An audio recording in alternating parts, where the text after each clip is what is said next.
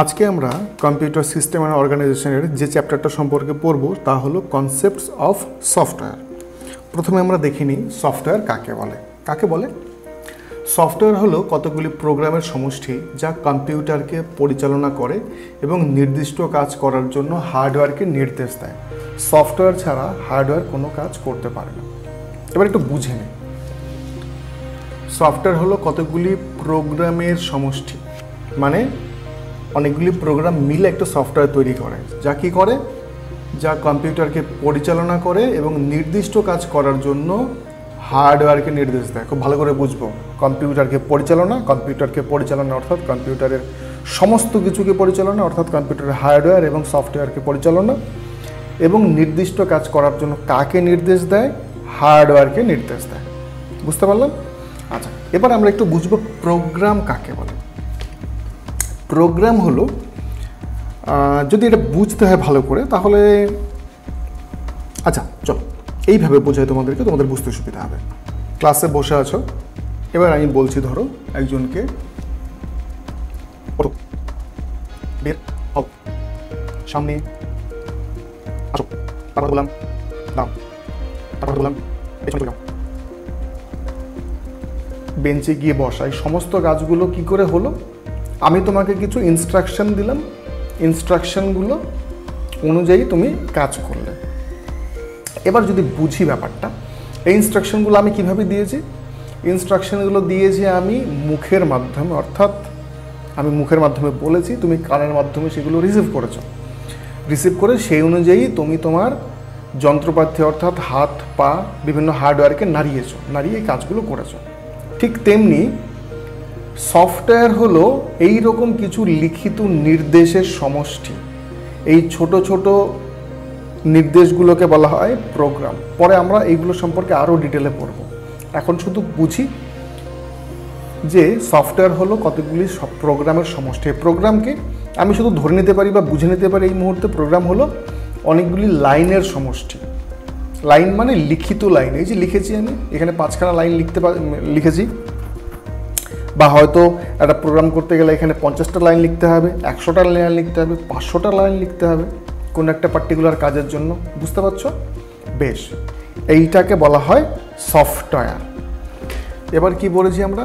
Software ছাড়া hardware কোনো কাজ করতে পারে না। একদমই তাই।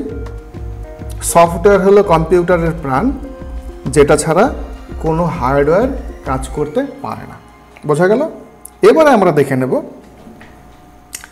সফটওয়্যারের টাইপস।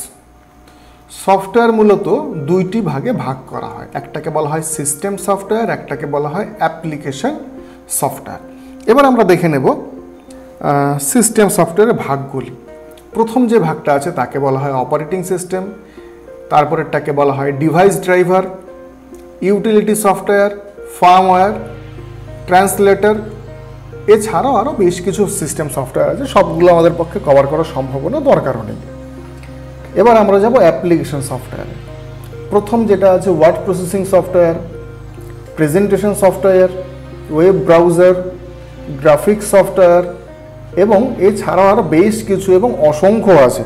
সবগুলো এখানে কভার করা সম্ভব না, শুধু নাম লিখে লিখে আমরা এগুলো সম্পর্কে পরে আস্তে আস্তে জানব। এবারে আমরা যে বিষয়টা সম্পর্কে জানব তা হলো সিস্টেম সফটওয়্যার কাকে বলে দেখিনি। যে সফটওয়্যার কম্পিউটার হার্ডওয়্যার এবং ব্যবহারকারীর মধ্যে একটি মাধ্যম হিসেবে কাজ করে তাকে সিস্টেম সফটওয়্যার বলে। এটি কম্পিউটার হার্ডওয়্যারকে নিয়ন্ত্রণ ও পরিচালনা করে এবং অ্যাপ্লিকেশন সফটওয়্যার চালানোর জন্য একটি প্ল্যাটফর্ম তৈরি করে। এটি কম্পিউটারের মৌলিক কার্যকারিতা নিয়ন্ত্রণ করে। এবার একটু বুঝে নিই কী বলেছে। এটি হার্ডওয়্যার ও ব্যবহারকারীর মধ্যে একটি মাধ্যম হিসেবে কাজ করে, অর্থাৎ ইউজার যাতে হার্ডওয়্যার অর্থাৎ কম্পিউটারের যন্ত্রপাতি ব্যবহার করতে পারে তার জন্য মিডিয়েটর বা মিডলম্যান হিসেবে কাজ করে। বোঝা গেল? তাকে বলা হয় সিস্টেম সফটওয়্যার। এটি কম্পিউটারের হার্ডওয়্যারকে নিয়ন্ত্রণ করে, একদম ঠিক, কম্পিউটারের সমস্ত হার্ডওয়্যারকে নিয়ন্ত্রণ করে এবং তা পরিচালনা করে, অর্থাৎ তা কী করে কাজ করবে সেটাও এই সিস্টেম সফটওয়্যারই ঠিক করে। এবং সবচেয়ে গুরুত্বপূর্ণ, অ্যাপ্লিকেশন সফটওয়্যার চালানোর জন্য একটি প্ল্যাটফর্ম তৈরি করে, অর্থাৎ অ্যাপ্লিকেশন সফটওয়্যার যাতে সঠিকভাবে কাজ করতে পারে তারও একটা পরিবেশ তৈরি করে দেয়। এটি কম্পিউটারের মৌলিক কার্যকারিতা নিয়ন্ত্রণ করে। বোঝাতে পারলাম? বেশ, এবার একটু বোঝার চেষ্টা করি উদাহরণের সাহায্যে। আমাদের স্কুলের হেডমাস্টার মশাই কি কাজ করেন? উনি কি ক্লাস নেন? খুব কম। তোমাদের বাংলা ক্লাস নেয় কোনো একজন স্যার বা ম্যাডাম, ইংরেজি ক্লাস নেয় কোনো একজন স্যার বা ম্যাডাম, কম্পিউটারের ক্লাস নেয় কোনো একজন স্যার বা ম্যাডাম। তাহলে হেড স্যারের কাজ কি? হেড স্যার দরকার নেই স্কুলে তাহলে, নাকি আছে? ভালো করে বোঝার চেষ্টা করো হেড স্যারের কি দরকার। প্রত্যেক স্যার বা ম্যাডাম যাতে ঠিকঠাক করে ক্লাস নেয় সেইটা কে সুনিশ্চিত করবে? হেড স্যার বা হেড ম্যাডাম। তোমাদের ঘরের ফ্যান খারাপ হয়ে গেছে, কাকে গিয়ে বলবে? হেড স্যারকে। দুজন মারামারি করেছ, কার কাছে এসে নালিশ করবে? হেড স্যারকে। হঠাৎ পেট ব্যথা, মাথা ব্যথা, খুব কমন যেটা হয় তোমাদের স্কুলে, বাড়ি চলে যেতে হবে, কাকে এসে বলবে? হেড স্যারকে। অর্থাৎ স্কুলের পঠন পাঠনের পরিবেশ ঠিকঠাক আছে কি না সেইটা কে সুনিশ্চিত করবে? Head sir. বোঝা গেল? এইখানে কম্পিউটার সিস্টেমের ক্ষেত্রে সেটা সুনিশ্চিত করবে সিস্টেম সফটওয়্যার। অর্থাৎ হেড স্যারকে আমরা সিস্টেম সফটওয়্যারের সঙ্গে তুলনা করতে পারি। আমার বাড়িতে যেমন সমস্ত কিছু মেনটেন করে বাবা মা, তাহলে বাড়ির ক্ষেত্রে সিস্টেম সফটওয়্যার হলো বাবা মা। কোনো কাজ করছে না কিন্তু সব কাজ করে দিচ্ছে। বোঝা গেল? এবার আমরা এর উদাহরণ দেখে নিই। এর উদাহরণ হলো অপারেটিং সিস্টেম, যেটা আমরা দেখলাম বা পড়লাম, device driver, utility software, firmware. এগুলো সব সম্পর্কে আমরা বিস্তারিত পড়ব। এবার আমরা দেখে নিই অ্যাপ্লিকেশন সফটওয়্যার কাকে বলে। যে সফটওয়্যার ব্যবহারকারীর নির্দিষ্ট কাজ বা প্রয়োজন পূরণের জন্য ব্যবহার করা হয় তাকে অ্যাপ্লিকেশন সফটওয়্যার বলে। খুব গুরুত্বপূর্ণ কথা, ব্যবহারকারীর নির্দিষ্ট কাজ, অর্থাৎ পার্টিকুলার কোনো কাজ করে, নির্দিষ্ট কাজ, তাকে বলা হয় অ্যাপ্লিকেশন সফটওয়্যার। এই সফটওয়্যারগুলো সিস্টেম সফটওয়্যারের ওপর চলে, অর্থাৎ সিস্টেম সফটওয়্যার থাকে তার ওপর এই সফটওয়্যারগুলো কাজ করে। এই সফটওয়্যার ব্যবহারকারীর নির্দিষ্ট কাজ করার জন্য ব্যবহৃত হয়, যেমন লেখালেখি, হিসাব, ছবি এডিট ইত্যাদি। অর্থাৎ ইউজারের পার্টিকুলার বা নির্দিষ্ট কোনো কাজ করার জন্য এটা ব্যবহার করা হয়, যেটা একটু আগেই বললাম। বোঝা গেল নির্দিষ্ট কাজ মানে? আচ্ছা, একটু বোঝানোর চেষ্টা করি। তোমরা প্রত্যেকেই স্মার্টফোন ইউজ করো। স্মার্টফোনের ক্যামেরা অ্যাপের সাহায্যে আমি ক্যালকুলেটর মানে হিসেব করতে পারি, পারি না? আচ্ছা, ক্যালেন্ডার অ্যাপের সাহায্যে আমি ছবি দেখতে পারি, পারি না? আচ্ছা, গ্যালারি অ্যাপের সাহায্যে আমি ফোন করি, করি না? আচ্ছা, তাহলে আমি কি সবকটা ভুল বলছি? এবার একটু বোঝার চেষ্টা করো। নির্দিষ্ট যে অ্যাপগুলো আছে এক একটা কাজের জন্য, ফোন করার জন্য ফোন অ্যাপ, মেসেজ করার জন্য মেসেজ অ্যাপ, গান শোনার জন্য মিডিয়া প্লেয়ার, ভিডিও দেখার জন্য উইন্ডোজ মিডিয়া প্লেয়ার বা ভিএলসি, ইউটিউবের জন্য ইউটিউব অ্যাপ। অর্থাৎ প্রত্যেকটা এক একটা কাজের জন্য নির্দিষ্ট এক একটা করে অ্যাপ। এই অ্যাপ কথাটা এসছে এখান থেকে,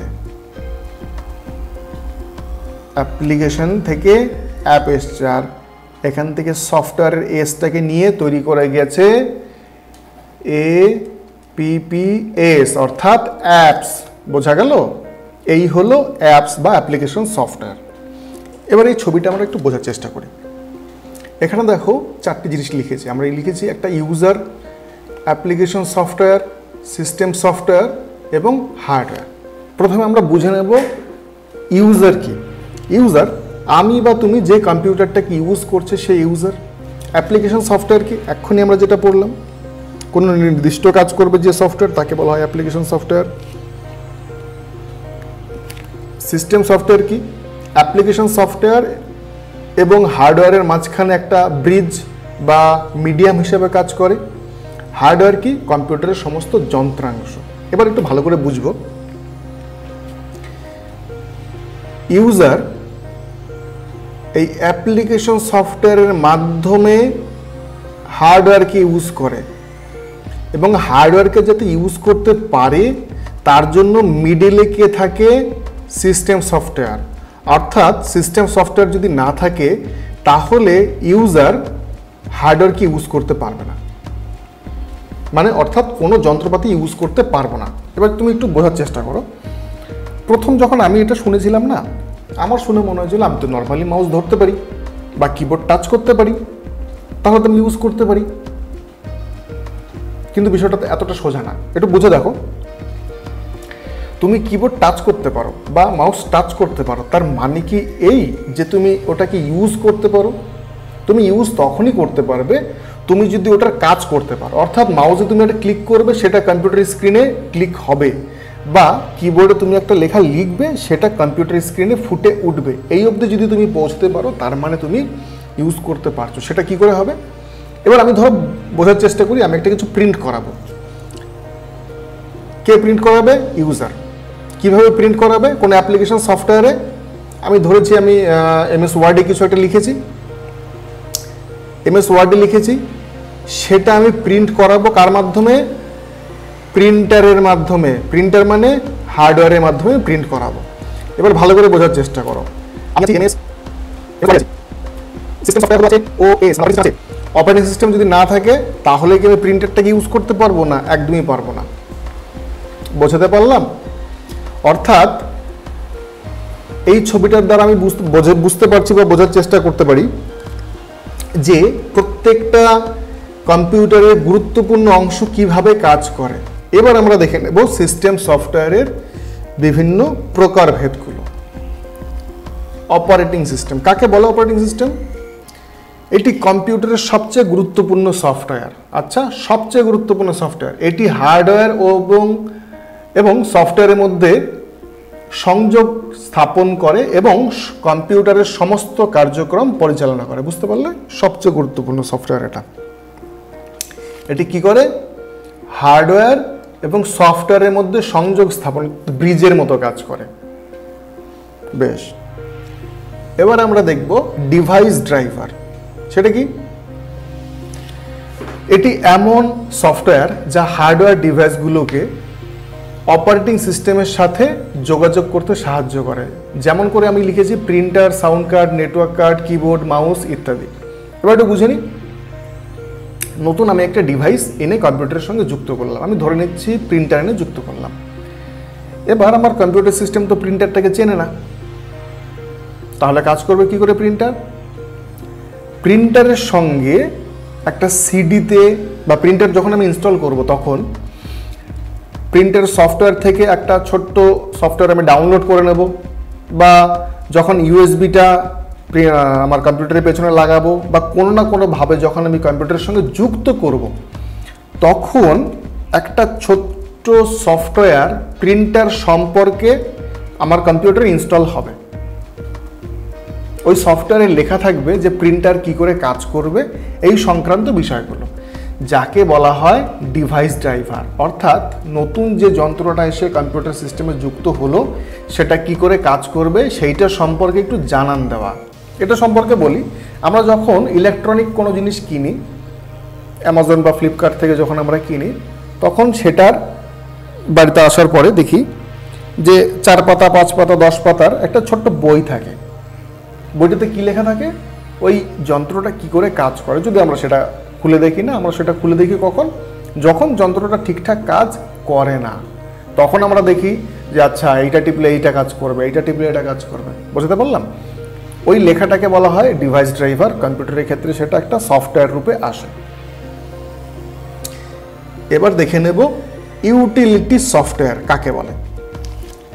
এই সফটওয়্যারগুলো কম্পিউটারের রক্ষণাবেক্ষণ, বিশ্লেষণ এবং অপটিমাইজেশনের জন্য ব্যবহৃত হয়। যেমন অ্যান্টিভাইরাস, ডিস্ক ক্লিন আপ টুল, ফাইল কম্প্রেশন টুল, এছাড়াও কাট, কপি, পেস্ট ইত্যাদি যে করা হয় এইগুলো। মূল কাজ হলো এর কম্পিউটারের রক্ষণাবেক্ষণ, বিশ্লেষণ, অপটিমাইজেশন। অর্থাৎ সাধারণভাবে এর কোনো কাজ নেই। কম্পিউটারকে ভালো করে মেনটেন করার জন্য আমার দরকার হয় ইউটিলিটি সফটওয়্যার। এটা যদি উদাহরণ হিসেবে বুঝি আমরা, রক্ষণাবেক্ষণ মানে আমি একটা দোকান নিয়েছি, দোকানে তালা দিতে হয় কেন? যাতে চুরি না হয়ে যায়। তার মানে দোকানের তালাটা কেনাটাও ওটা একটা দোকানের হিসেবের মধ্যে ধরতে হবে আমাকে, ঠিক তেমনি ইউটিলিটি সফটওয়্যার হলো সেটা। যখন আমরা কপি করি, ফাইল কপি করি, সেটাও একটা ইউটিলিটি সফটওয়্যার। এছাড়া অ্যান্টিভাইরাস সফটওয়্যার, বোঝা গেল? এইগুলো সব ইউটিলিটি সফটওয়্যার। এবার আমরা দেখে নেব ফার্মওয়্যার কাকে বলে। দেখে নিই।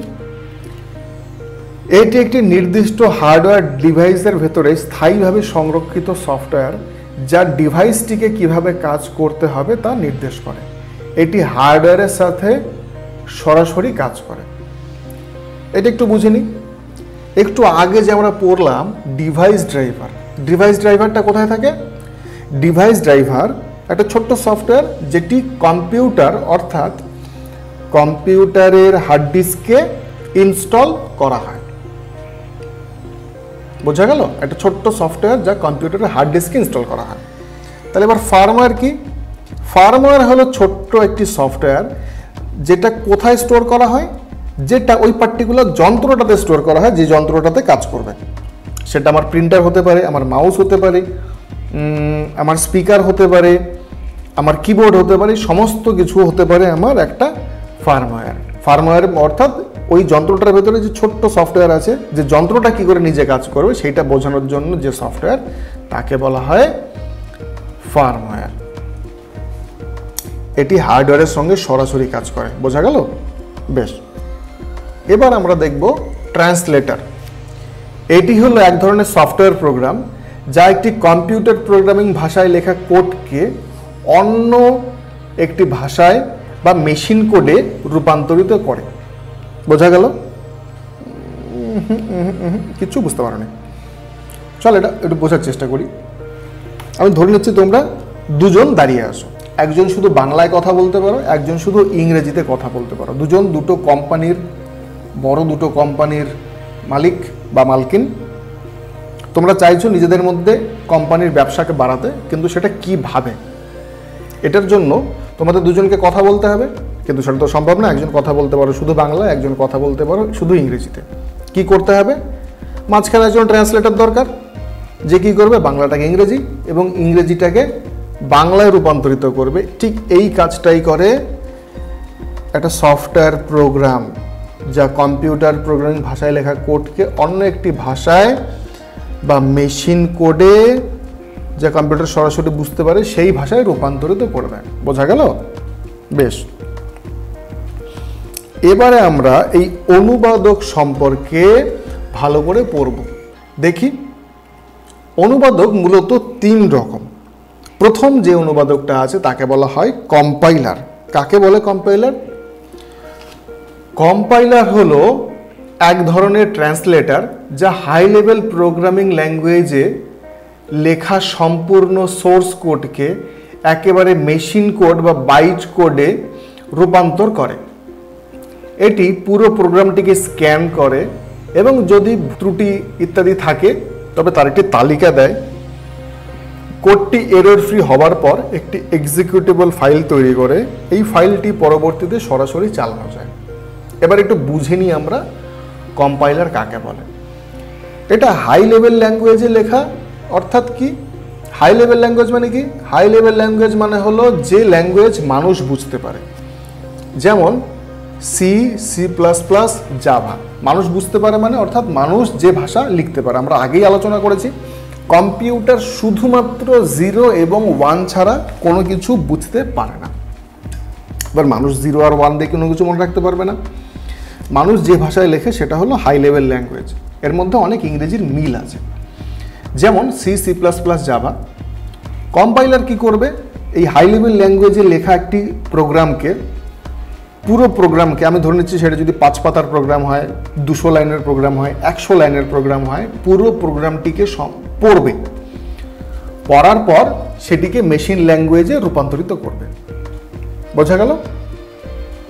এবারে যদি সেই প্রোগ্রামটিতে কোনো ভুল ভ্রান্তি থাকে বা এরর থাকে, তাহলে প্রোগ্রামারকে এররের একটি তালিকা দেবে।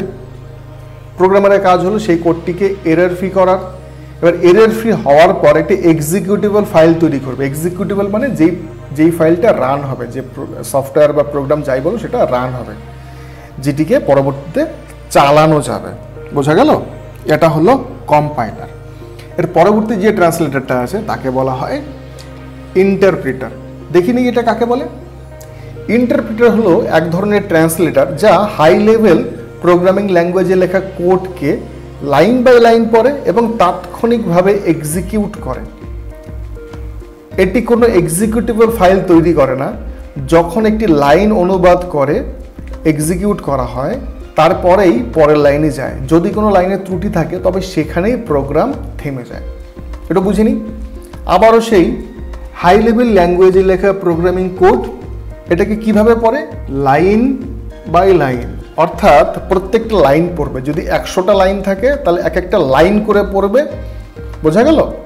আচ্ছা, এক একটা লাইন করে পড়বে।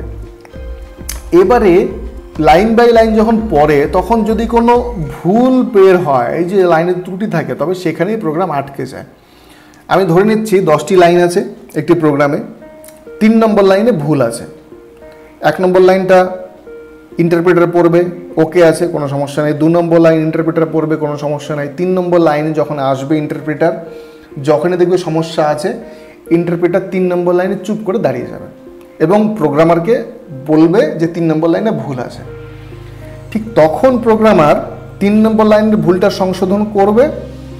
তারপর ইন্টারপ্রেটার আবার 4 নম্বর লাইনে যাবে, 5 নম্বর লাইনে যাবে, 6 নম্বর লাইনে যাবে। এইভাবে চলতে থাকে ইন্টারপ্রেটার। বুঝতে পেরেছ? বেশ। এবার সর্বশেষ যে ট্রান্সলেটরটি আছে তাকে বলা হয় অ্যাসেম্বলার। কাকে বলে? অ্যাসেম্বলার হলো এক ধরনের ট্রান্সলেটর যা অ্যাসেম্বলি ল্যাঙ্গুয়েজ থেকে মেশিন ল্যাঙ্গুয়েজে অনুবাদ করে। অ্যাসেম্বলি ল্যাঙ্গুয়েজ একটি হাই লেভেল ল্যাঙ্গুয়েজ এবং মেশিন কোডের মাঝামাঝি একটি স্তর। এটি মেশিন কোডের তুলনায় মানুষের পড়া এবং লেখা কিছুটা সহজ। অ্যাসেম্বলার হলো একটি বিশেষ ধরনের ট্রান্সলেটর যা শুধুমাত্র অ্যাসেম্বলি ল্যাঙ্গুয়েজের কোডকে মেশিন কোডে রূপান্তরিত করে। বুঝতে পারলে? এবার অ্যাসেম্বলি ল্যাঙ্গুয়েজ কি? এতক্ষণ আমরা পড়ছিলাম মানুষ যে ভাষায় লিখতে পারে তাকে বলা হয় হাই লেভেল ল্যাঙ্গুয়েজ, কম্পিউটার যে ভাষায় বুঝতে পারে তাকে বলা হয় মেশিন ল্যাঙ্গুয়েজ বা low level language. Assembly language কি? এই দুটো স্তরের মাঝামাঝি একটা স্তর যাকে বলা হয় অ্যাসেম্বলি ল্যাঙ্গুয়েজ। বুঝতে পেরেছ? বেশ। এটা মানুষের জন্য পড়া তুলনামূলক একটু সহজ। বোঝা গেল? ঠিক আছে। এবারে আমরা দেখে নেব কম্পাইলার এবং ইন্টারপ্রিটারের পার্থক্য। কাকে বলে দেখিনি, বৈশিষ্ট্য অনুযায়ী আমরা লিখেছি। প্রথমে দেখি আমরা অনুবাদ প্রক্রিয়া। কম্পাইলার পুরো সোর্স কোড একবার অনুবাদ করে আর ইন্টারপ্রিটার লাইন বাই লাইন করে। এটি এক্সিকিউটেবল ফাইল তৈরি করে। এক্সিকিউটেবল মানে যে ফাইলটা রান করে। বোঝা গেল? কম্পাইলার তৈরি করে আর ইন্টারপ্রিটার তৈরি করে না। গতি, আচ্ছা, একবার কম্পাইল হওয়ার পর প্রোগ্রাম দ্রুত চলে, অর্থাৎ পুরো প্রোগ্রামটা যেহেতু একবারে যেহেতু কম্পাইল হয়ে যায়, তাই এটার গতি তুলনামূলক অনেক বেশি। তুলনামূলকভাবে ধীর, কারণ এটি প্রতিটি লাইন অনুবাদ করে। কারণ প্রত্যেকটা লাইন অনুবাদ করে, তারপর আবার অনুবাদ করে, আবার অনুবাদ করে। এই জন্য এটার স্পিড তুলনামূলক কম। ত্রুটি শনাক্তকরণ কি বলেছে? কম্পাইলেশনের সময় সব ত্রুটি একসাথে দেখায়, অর্থাৎ যখন কম্পাইল হয় যদি ভুল থেকে যায় তাহলে সব একবারে দেখিয়ে দেয়। আর ইন্টারপ্রেটার, যেটা আগেই আমরা আলোচনা করলাম, যে লাইনে ত্রুটি পায় সেখানে এক্সিকিউশন থামিয়ে দেয়, অর্থাৎ ভুল পেলে এক্সিকিউশন থেমে যায়। এর উদাহরণ হলো, কম্পাইলারের উদাহরণ হলো সি, C++, জাভা। আর ইন্টারপ্রেটারের উদাহরণ হলো পাইথন, জাভাস্ক্রিপ্ট, রুবি, PHP। বোঝা গেল? এবারে আমরা দেখে নেব লোডার কি।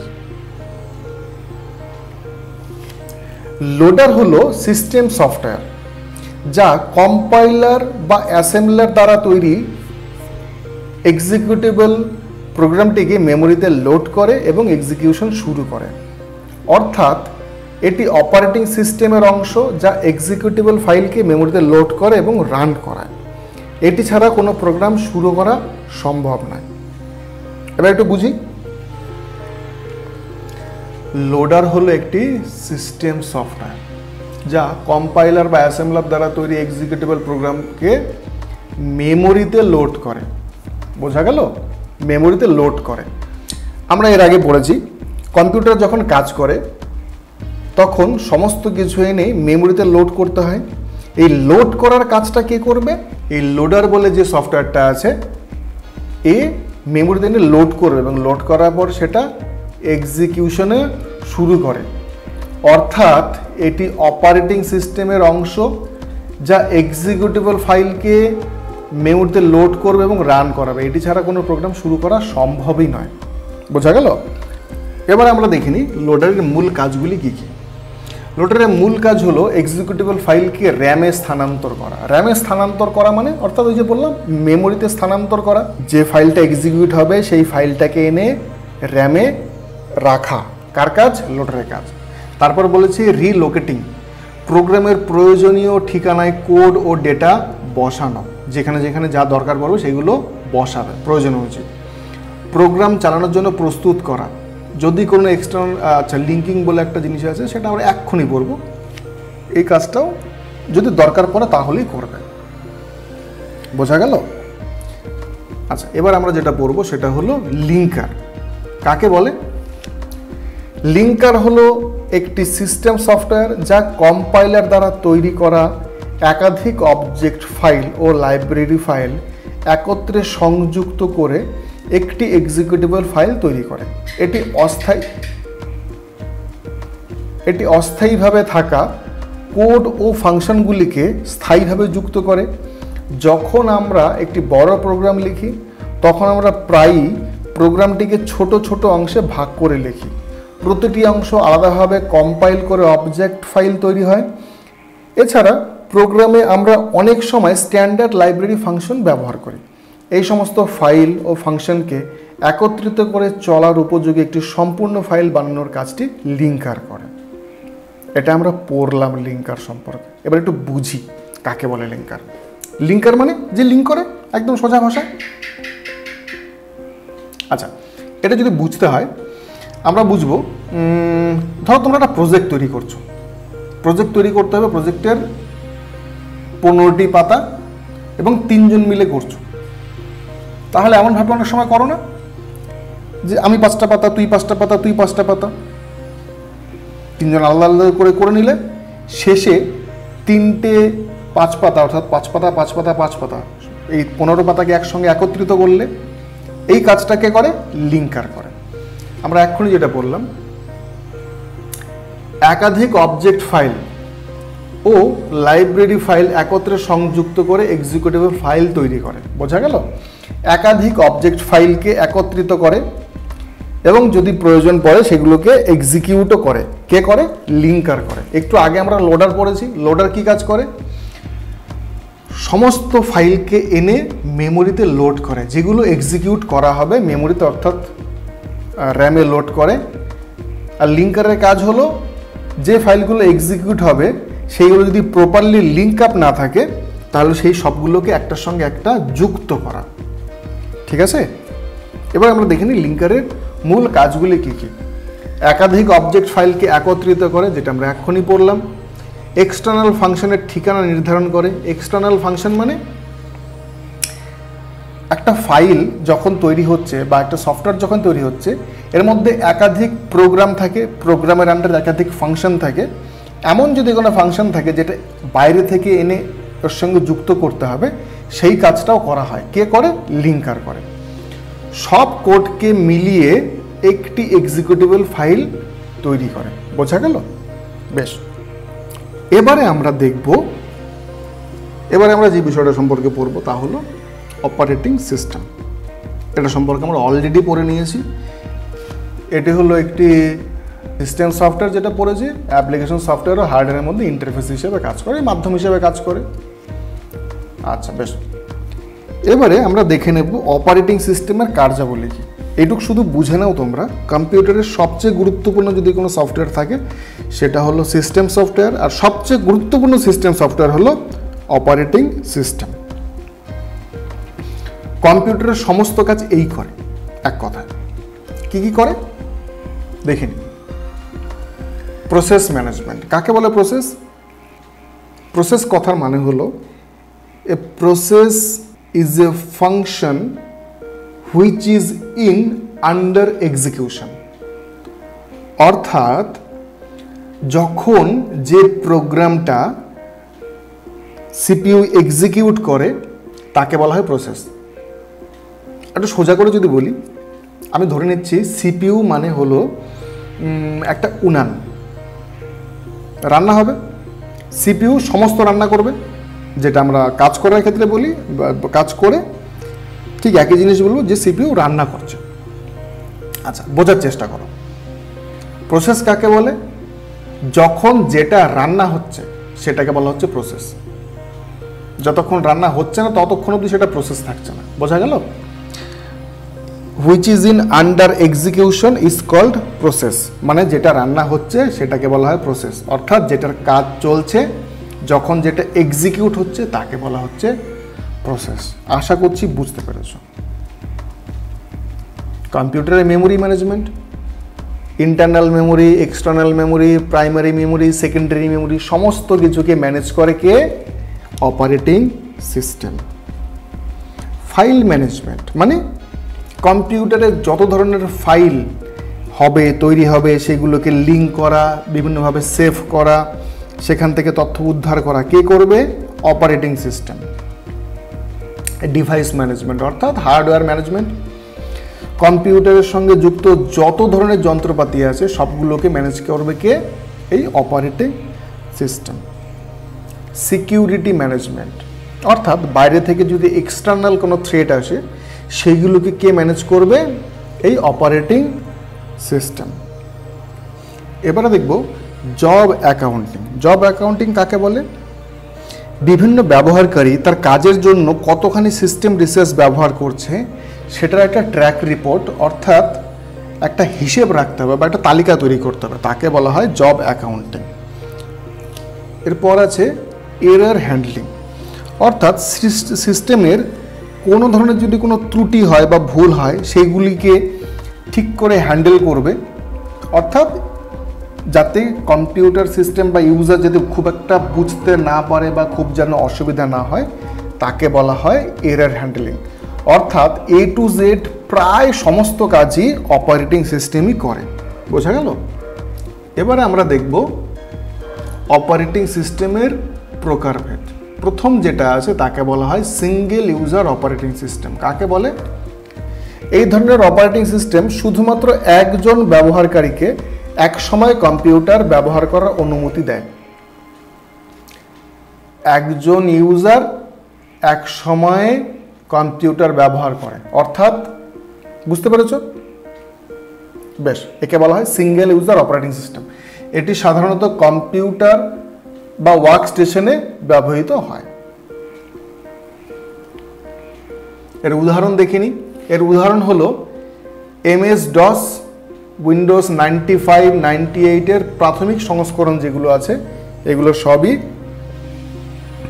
Single user operating system. এবার আমরা দেখব মাল্টি ইউজার অপারেটিং সিস্টেম কাকে বলে।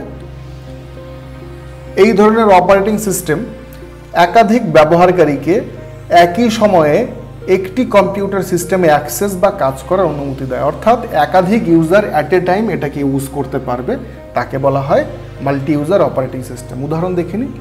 উদাহরণ ইউনিক্স, লিনাক্স, উইন্ডোজের ক্ষেত্রে server edition, Mac OS server ইত্যাদি। এবার দেখে নেব মাল্টি প্রোগ্রামিং অপারেটিং সিস্টেম। দেখিনি। এই ধরনের অপারেটিং সিস্টেম একাধিক প্রোগ্রামকে মেমোরিতে একসাথে লোড করার অনুমতি দেয় এবং সিপিইউ একটি প্রসেস থেকে অন্য প্রসেসে দ্রুত সুইচ করে, যার ফলে মনে হয় যে একাধিক প্রোগ্রাম একই সময়ে চলছে। যখন একটি প্রসেস ইনপুট আউটপুট অপারেশনের জন্য অপেক্ষা করে তখন সিপিইউ অন্য একটি প্রসেস কার্যকর করা শুরু করে। বুঝে নিই।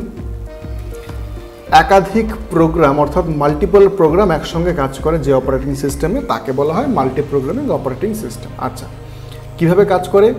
সিপিইউ একটি প্রসেস থেকে অন্য প্রসেসে দ্রুত সুইচ করে। কিভাবে করে? আচ্ছা, বোঝার সুবিধার্থে বলি।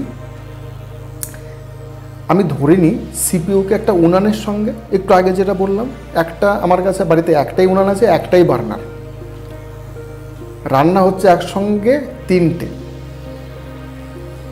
তার মানে সেটা মাল্টি প্রোগ্রামিং। আচ্ছা, ভাত হচ্ছে, আমি ধরে নিচ্ছি তার সঙ্গে ডাল হচ্ছে এবং একটা আলু ভাজা হচ্ছে। ভাত বসলো উনানের ওপর, পরক্ষণে ভাতের হাঁড়িটাকে সরিয়ে দিয়ে ডালের প্রেসার কুকারটাকে বসানো হলো, পরক্ষণে ডালের প্রেসার কুকারটাকে সরিয়ে দিয়ে আলু ভাজা, আবার ভাত, আবার ডাল, আবার আলু ভাজা। এবার তোমাদের মনে হতেই পারে খুব স্বাভাবিকভাবে যে স্যার এতে করলে তো রান্নাই হবে না। বোঝার চেষ্টা করো, আমরা বাড়িতে যদি ম্যানুয়ালি করি, ভাতের হাঁড়িটা বসাতে এবং ওখান থেকে সরাতে আমার মোটামুটি 2 সেকেন্ড সময় লাগবে, কিন্তু আবার ঠিক এই প্রেসার কুকারও তাই, আবার ঠিক ওই আলু ভাজাটাও তাই। কিন্তু কম্পিউটারের ক্ষেত্রে সুবিধা হলো এই পুরো কাজটা কে করবে? অপারেটিং সিস্টেম নিজে নিজেই করবে, এবং এর সময় লাগবে কতখানি? 1 সেকেন্ডের 1000 ভাগের 1 ভাগ সময়ে একবার উনুনে বসবে, একবার সরে যাবে, একবার উনুনে বসবে, একবার সরে যাবে। সুতরাং এটা করতে কি সত্যি খুব বেশি সময় লাগবে? লাগবে না। আমাদের মনে হচ্ছে কারণ আমরা এটা সম্পর্কে ধারণা বা অভিজ্ঞতা নেই বা জানি না, তাই আমরা এটা মনে করছি। বুঝতে পারলে? উদাহরণ দেখে নিই। আধুনিক সকল operating system, Windows, Linux, Mac OS, অর্থাৎ সমস্ত আপডেটেড বা নতুন যে অপারেটিং সিস্টেমগুলো আছে এর সবগুলোই হলো মাল্টি প্রোগ্রামিং অপারেটিং সিস্টেম। এবার আমরা দেখে নেব মাল্টি প্রসেসিং অপারেটিং সিস্টেম। এই ধরনের অপারেটিং সিস্টেম একাধিক সিপিইউ ব্যবহার করে। এটি একাধিক প্রসেসকে একই সময়ে সত্যিকার অর্থে সমান্তরালভাবে কার্যকর করতে সক্ষম। প্রতিটি সিপিইউ একটি ভিন্ন প্রসেস বা একই প্রসেসের বিভিন্ন অংশ কার্যকর করতে পারে। একটু আগে আমরা কি পড়লাম? আমার বাড়িতে একটাই উনান আছে, অর্থাৎ একটাই সিপিইউ আছে, কিন্তু আধুনিক কম্পিউটারে একাধিক সিপিইউ ব্যবহার করা যেতে পারে, বা একটি সিপিইউকে টুকরো করে অনেকগুলো টুকরো করা যেতে পারে। একটু বুঝি। আমরা পড়েছি বা শুনেছি হয়তো কোথাও ডুয়াল কোর, মানে একটা সিপিইউকে 2 টুকরো করা হয়েছে। তারপর কোয়াড কোর, মানে একটা সিপিইউকে 4 টুকরো করা হয়েছে। তারপর হেক্সা কোর, অক্টা কোর, মানে একটা সিপিইউকে 8 টুকরো করা হয়েছে। হেক্সা মানে একটা সিপিইউকে 6 টুকরো করা হয়েছে। সিপিইউ একটাই, মানে আমার বাড়ির উনান একটাই, কিন্তু বার্নার কতগুলো? 6টা, 8টা। বোঝা গেল? তাহলে একসঙ্গে কতগুলো রান্না হতে পারে? গ্যাস সিলিন্ডারও একটা, উনানও একটা, শুধু বার্নার বেড়ে গেছে, মানে আগুন বেরোচ্ছে 6 জায়গা থেকে বা 8 জায়গা থেকে। তাহলে সত্যি এক সময়ে অনেকগুলো রান্না হতে পারে, অর্থাৎ অনেকগুলো কাজ হতে পারে। ওই জন্য বলেছে এটি একাধিক প্রসেসকে একই সময়ে সত্যিকার অর্থে সমান্তরালভাবে কাজ করতে সক্ষম। বোঝা গেল? বেশ, এবার এর উদাহরণ দেখে নিই। Unix, Linux, Windows server edition, যেগুলি মাল্টিকোর প্রসেসর সমর্থন করে বা সাপোর্ট করে, এই সবগুলোই হলো মাল্টি প্রসেসিং অপারেটিং সিস্টেম। এবার next, time sharing operating system কাকে বলে? টাইম শেয়ারিং অপারেটিং সিস্টেম হলো মাল্টি প্রোগ্রামিং অপারেটিং সিস্টেমের একটি এক্সটেনশন। একটি সিপিইউ সময়কে ছোট ছোট অংশে ভাগ করে এবং প্রতিটি ব্যবহারকারী বা প্রসেসকে একটি নির্দিষ্ট সময়ের জন্য সিপিইউ ব্যবহার করার সুযোগ দেয়। এটা যদি উদাহরণের সাহায্যে বোঝাতে হয় আমাকে, তাহলে সবচেয়ে ভালো উদাহরণ হলো, তোমরা ছাগলের বাচ্চা দেখেছো? একটা ছাগল যখন বাচ্চা দেয়, মোটামুটি 3টে, 4টে বা 5টা বাচ্চা দেয়। কীভাবে দুধ খাওয়ানো হয় ছাগলকে? একটা বাচ্চাকে খাওয়ানো হয়, 1 নম্বরকে খাওয়ানো হলো, ওটাকে সরিয়ে দেওয়া হলো, তারপর 2 নম্বর, তারপর সরিয়ে দেওয়া হলো, 3 নম্বর সরিয়ে দেওয়া হলো, 4 নম্বর সরিয়ে দেওয়া হলো, 5 নম্বর সরিয়ে দেওয়া হলো, তারপর আবার 1 নম্বরকে নিয়ে আসা হয়, তারপর 2, তারপর 3, তারপরে 4, তারপরে 5, আবার 1, 2, 3, 4, 5 এরকম চলতে থাকবে। খানিকক্ষণ পর হয়তো হবে একটা ছাগলের বাচ্চা খেতে চাইছে না, ওটাকে বাদ দিয়ে দিল। তাহলে 1, 3, 4, 5, 1, 3, 4, 5, খানিকক্ষণ পরে 4ও বাদ হয়ে গেল, 1, 3, 5, 1, 3, 5, 1 বাদ হয়ে গেল, 3, 5, 3, 5, 3, 5, 3ও বাদ হয়ে গেল, শুধু 5। বোঝাতে পারলাম? অর্থাৎ বাচ্চা ছাগলগুলো কি করছিল, মায়ের দুধ খাওয়ার টাইমটাকে শেয়ার করে নিচ্ছিল। ঠিক তেমনি time sharing operating system CPU এর সময়কে শেয়ার করে নেয় বা ভাগ করে নেয়, একে বলা হয় টাইম শেয়ারিং অপারেটিং সিস্টেম। এর উদাহরণ দেখিনি, ইউনিক্স, লিনাক্স, উইন্ডোজ এর আধুনিকতম সংস্করণগুলো সবগুলোই টাইম শেয়ারিং অপারেটিং সিস্টেমকে সাপোর্ট করে। লাস্ট যে অপারেটিং সিস্টেমটা আমরা দেখব সেটাকে বলা হয় রিয়েল টাইম অপারেটিং সিস্টেম, অর্থাৎ প্রকৃত সময় অপারেটিং সিস্টেম। কাকে বলে? রিয়েল টাইম অপারেটিং সিস্টেম হলো এমন একটি অপারেটিং সিস্টেম যা সময়ের ভেতরে নির্দিষ্ট কাজ সম্পন্ন করার নিশ্চয়তা দেয়। এটি নির্ধারিত সময়ের মধ্যে নির্দিষ্ট কাজ সম্পন্ন করতে সক্ষম এবং সবচেয়ে গুরুত্বপূর্ণ হচ্ছে টাইম কনস্ট্রেন্ট বা সময়ের সীমাবদ্ধতা মেনে চলে। এবার একটু বোঝার চেষ্টা করি। এটা যদি বুঝতে হয় আমাকে, তাহলে সবচেয়ে সোজা উপায় হলো জাস্ট ভারত এবং পাকিস্তানের যুদ্ধ হয়ে গেল, পাকিস্তানকে একটাও বোমা ফেলতে পারলো ঠিকঠাকভাবে ভারতের ওপর, বা কোনো রকম অ্যাটাক মানে যা যা চেষ্টা করেছিল কিছু কি করতে পারলো? না, করতে পারলো না। কেন করতে পারলো না? এর সবচেয়ে বড় উদাহরণ হলো রিয়েল টাইম অপারেটিং সিস্টেম, এর মাধ্যমে S-400 ট্রায়াম্পটাকে চালানো হয়েছে। এবার একটু বুঝি, যখন পাকিস্তান থেকে কোনো কিছু পাঠানো হচ্ছে, এই ট্রায়াম্প মানে S-400 এই যন্ত্রটা বা এই অ্যান্টি মিসাইল ডিভাইস এ কী করছে, ওটাকে বোঝার চেষ্টা করছে যে মিসাইলটা কোত্থেকে আসছে পাকিস্তান থেকে। সঙ্গে সঙ্গে ওটার গতিবেগ, ওর দূরত্ব, কোন এলাকা দিয়ে আসছে সেইটা মেজার করে এখান থেকে অলরেডি কিছু মিসাইল পাঠিয়ে দিচ্ছে যাতে ওই মিসাইলটাকে ধ্বংস করতে পারে।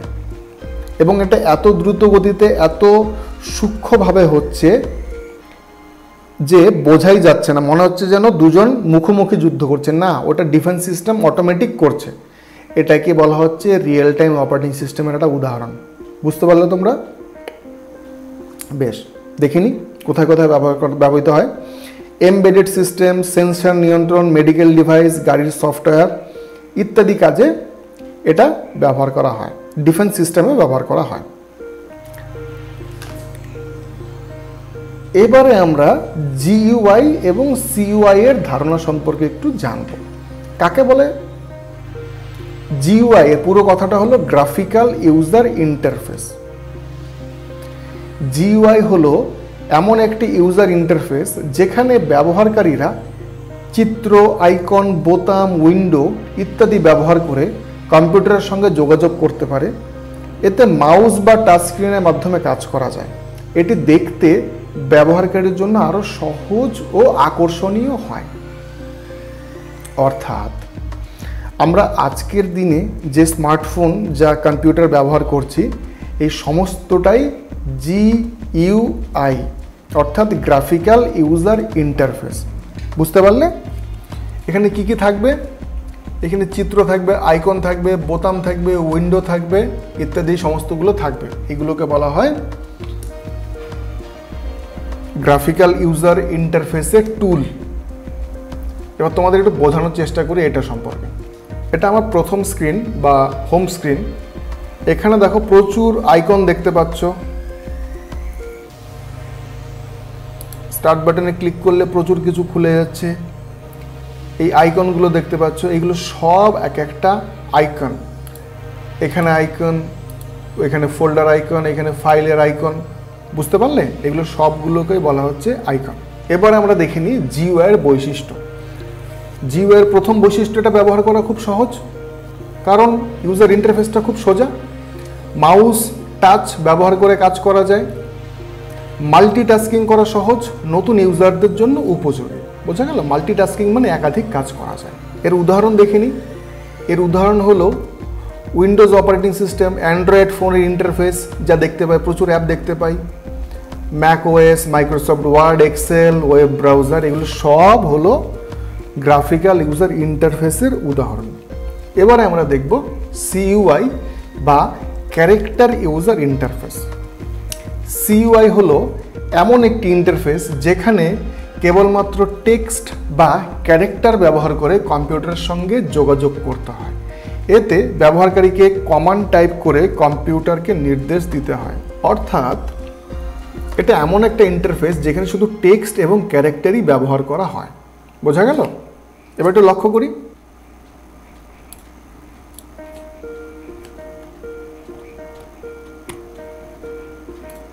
এখন যে তোমরা স্ক্রিনটা দেখতে পাচ্ছ, এইটাকে বলা হয় কমান্ড প্রম্পট।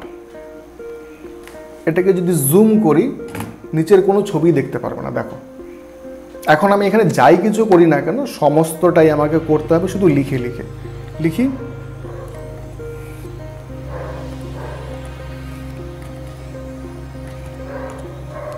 বুঝতে পারলে? আমি কিছু লিখছি, সেই অনুযায়ী কাজ করছে। অর্থাৎ এখানে মাউসের কোনো কাজ নেই। দেখো, মাউস পয়েন্টারটা যেখানে ছিল সেখানেই আছে। আমি শুধু কিবোর্ডে টাইপ করছি, সেই অনুযায়ী এখানে কাজ হচ্ছে। আশা করছি বুঝতে পারছো। খুব বোরিং একটা ইন্টারফেস ছিল, যেটাকে চেঞ্জ করে এখন জিইউআই বা গ্রাফিক্যাল ইউজার ইন্টারফেস করা হয়েছে। এবার আমরা দেখে নেব সিইউআই এর বৈশিষ্ট্য। দ্রুত কাজ করা যায় যদি ব্যবহারকারী অভিজ্ঞ হয়। একদম, তার মানে নতুন যারা শিখছে তাদের জন্য এটা ইউজফুল বা ইউজার ফ্রেন্ডলি নয়। কম রিসোর্স ব্যবহার করে, একদমই তাই। মাউস তো ইউজই করতে হয় না, কেবলমাত্র কিবোর্ড দিয়ে কাজ করতে হয়। নতুনদের জন্য শেখা কিছুটা কঠিন। বোঝা গেল? এগুলো হলো সিইউআই এর বৈশিষ্ট্য। উদাহরণ দেখে নিই। উদাহরণ হলো MS-DOS। এক্ষুনি যেটা আমরা করলাম সেটা MS-DOS। সেটাকে কমান্ড প্রম্পট বলে।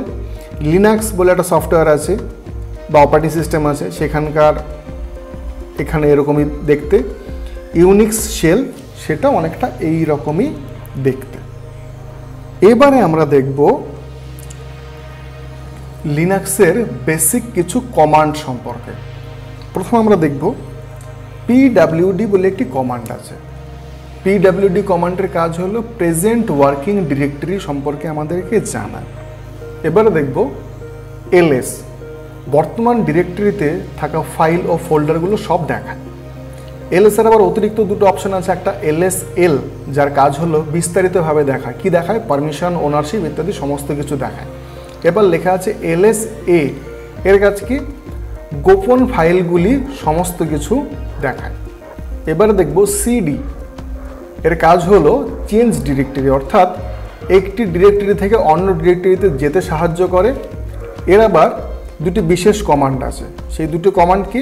একটা দেখো লেখা আছে CD ডট ডট, একটা লেখা আছে সিডির পর একটা বিশেষ চিহ্ন দেওয়া আছে, যেটাকে হোম ডিরেক্টরিতে নিয়ে যাওয়ার জন্য এটা ব্যবহৃত হয়।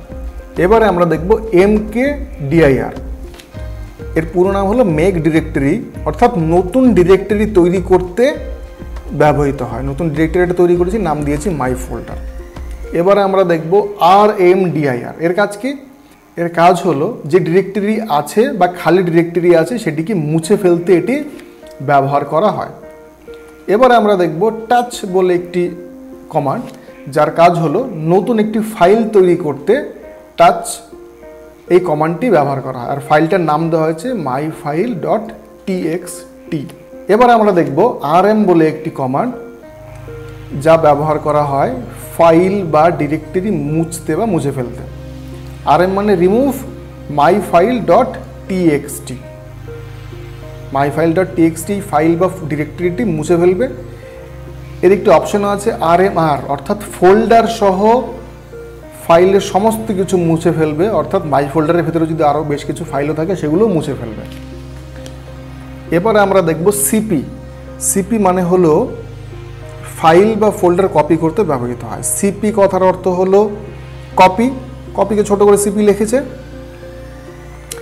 source.txt, এটা একটা ফাইল ছিল, সেখান থেকে destination.txt একটি ফাইলে এটা থেকে এটাতে কপি হয়ে যাবে। বোঝা গেল? আচ্ছা, এবার আমরা দেখি MV, ফাইল বা ফোল্ডার সরানো বা নাম পরিবর্তন করতে এটি ব্যবহার করা হয়। কি করেছি? MV পুরনো ফাইল নেম এবং তার নতুন ফাইল নেম দিয়েছি, ফাইল বা ফোল্ডারটি সরে যাবে। লাস্ট আমরা দেখে নেব ক্যাট বলে একটি কমান্ড আছে, যার কাজ হলো ফাইলের ভেতরে লেখা দেখানোর জন্য এটি ব্যবহার করা হয়, অর্থাৎ ফাইল ওপেন করতে ব্যবহার করা হয়। ক্যাট ফাইল ডট টেক্সট, অর্থাৎ ফাইলটার নাম হলো ফাইল ডট টেক্সট। এর মাধ্যমে আমরা ক্যাট কমান্ডের মাধ্যমে ফাইল ডট টেক্সট এই ফাইলটা আমরা ওপেন করে দেখতে পারবো বা পড়তে পারবো। বোঝা গেল? বেশ, আশা করি এই চ্যাপ্টারটা তোমরা ভালোভাবে বুঝতে পেরেছো। যদি কোথাও বুঝতে কোনো ধরনের অসুবিধা হয় তাহলে তোমরা ভিডিওটা আবার চালিয়ে দেখো, তারপরেও যদি বুঝতে না পারো আমাকে কমেন্ট করে জানাও, আমি নিশ্চয়ই তোমাদের সমস্যার সমাধান করব। ধন্যবাদ।